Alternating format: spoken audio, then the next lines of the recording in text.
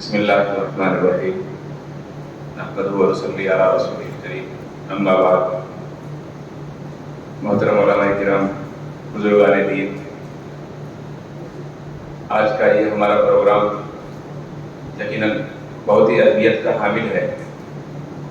حضرت والا نے تمام باتیں پوری تفصیل کے ساتھ میں ہمارے سامنے رکھ دی ہیں۔ میں سمجھتا ہوں کہ تمام پہلو ہمارے سامنے اجاگر ہو گئے ہیں اور تمام باتیں ہمارے سامنے آ گئی ہیں۔ علماء کرام کو اس میدان میں آنا پڑے گا اور انہی کو کام کرنا پڑے گا۔ یقین جانیے کہ جو لوگ عصری علوم یافتہ ہوتے ہیں اور جن کا تعلق علماء سے نہیں ہوتا ہے یا جو دین سے محبت نہیں رکھتے ہیں، انہیں قوم کی کوئی فکر نہیں ہوتی۔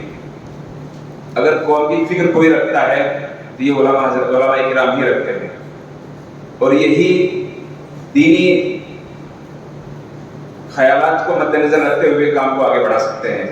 ہمارے بہت سے مسلم دانشوران ہوتے ہیں، اپنے اسکول کالجز قائم کرتے ہیں، لیکن وہ بھی اسی رنگ پہ ڈھل جاتے ہیں جس میں دوسری دنیا چل رہی ہے، جبکہ ہمیں اپنے نسلوں کو اس ماحول سے بچانا ہے، اور اس ماحول سے بچانے کے لیے آپ حضرات کو آگے آنا پڑے گا۔ یقیناً بہت سے مدرسے ایسے ہیں کہ ان کے پاس طلباء کی خوب تعداد ہے اور خاطر خواہ ان کا کام ہے، ماشاءاللہ ان کا نام ہے، داخلوں کی لائن لگی رہتی ہے۔ بہت سے افراد جو متمنی ہوتے ہیں وہاں پر پڑھنے کے لیے واپس جاتے ہیں، لیکن آج کورونا کے بعد سے خاص طور سے اکثر مدارس ایسے ہیں کہ وہ داخلوں کے منتظر ہیں، جیسا کہ حضرت نے بھی بیان کیا ہے۔ ہمارے پاس وافر مقدار میں روم بھی رہتے ہیں، بلڈنگ بھی موجود ہیں، لیکن خالی پڑی رہتی ہے۔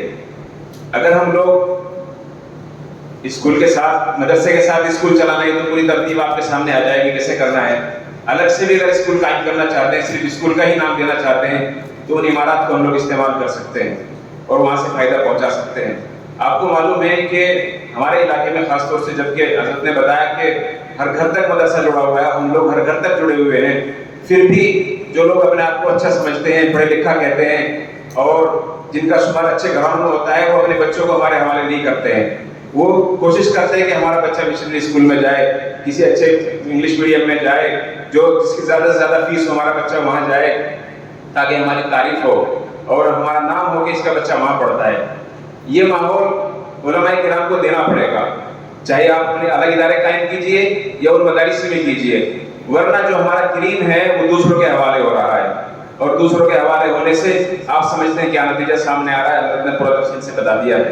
یقین جانیے کہ آنے والا وقت ایسا ہے کہ ابھی جو نئی نسل ابھر کے سامنے آ رہی ہے، جو اس وقت موبائل استعمال کر رہی ہے، کہ اس کے جوابات دینے ہمیں مشکل ہو جائیں گے، ہم ان کو نہیں سنبھال پائیں گے، اور الحاد کا ایک دور چل سکتا ہے جس کو روکنا بہت مشکل ہو جائے گا، بہت زیادہ۔ ابھی تو جو نوجوان ابھی ہمارے سامنے ہیں وہ کہیں نہ کہیں تھوڑی بہت شرم یاد رکھتے ہیں، بڑوں کی رکے ہوئے ہیں، لیکن آنے والی جو نسلیں ہیں ان کو روکنا مشکل ہو جائے گا اگر علماء کرام نے اس کی فکر نہ کی۔ علماء کرام کو ہر حال میں آنا پڑے گا۔ علماء کرام ہی اس قوم کو آگے لے جا سکتے ہیں، اس نسل کو بچا سکتے ہیں۔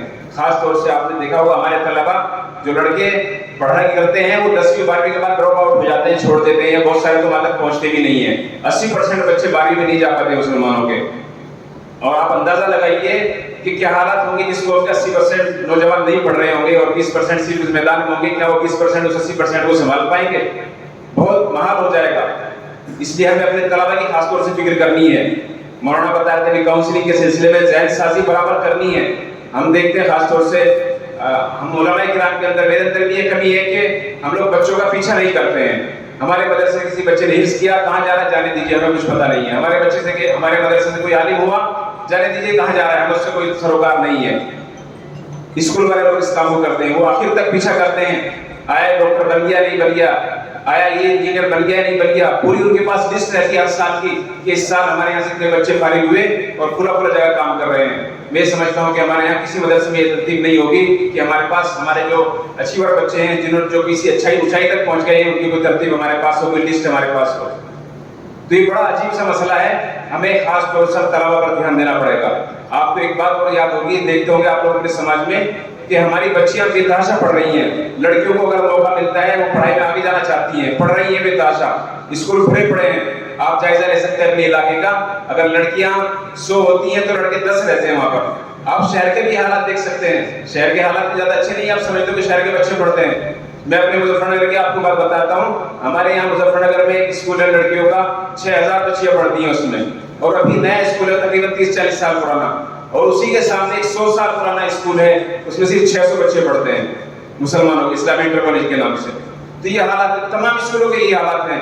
آپ میں سے اگر کوئی انٹر کالج چلاتا ہو یا انٹر کالج چلانے والوں کو جانتا ہو, ہر آدمی یہ کہتا ہے کہ ہم لڑکوں کا بند کر رہے ہیں, لڑکے پریشان کرتے ہیں, صرف لڑکیوں کا چلائیں گے.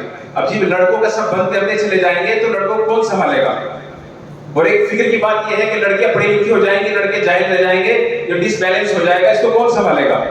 اور صحیح بات یہ ہے کہ جب زمانہ اتنی تیزی سے ترقی کر رہا ہے اور پوری دنیا ان کے ہاتھ میں رہتی ہے آج کل. آپ نے دیکھا ہوگا کہ مٹھی میں پوری دنیا ہے. لڑکیوں کے پاس بھی موبائل رہتے ہیں جو پڑھ لکھ لیتی ہیں, انہیں بھی چاہیے ساری چیزیں. وہ دیکھتی ہیں کہ ہمارا بہتر مستقبل کس کے ساتھ گزر سکتا ہے. آیا ہماری قوم میں میرے برابر کا کوئی لڑکا ہے؟